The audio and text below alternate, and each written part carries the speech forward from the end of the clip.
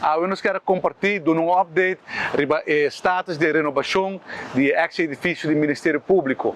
Esse aqui é um projeto com o governo de Aruba, junto com a FCCA, desenvolver para convertir o edifício aqui com o do governo de Aruba em estudante flat dentro do centro de Oranjestad. A ideia está que os estudantes que estudam na universidade, exchange students, por viva dentro do centro de Oranjestad, criando um ambiente vibrante e dinâmico dentro do centro de nossa cidade.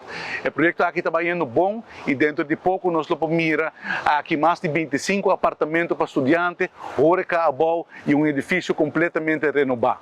Também me quero recordar que o governo nós estamos celebrando o Spantenbeer para casa icônico, monumento icônico dentro do centro de Wilhelminastraat, chamado Casa Veneranda.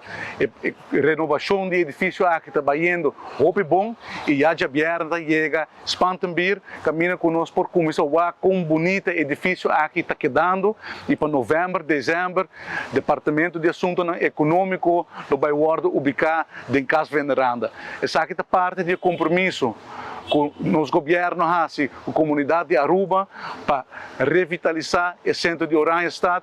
Isso aqui é parte de todo o trabalho que nós estamos e que nós continuamos a fazer no benefício da revitalização de Oranjestad.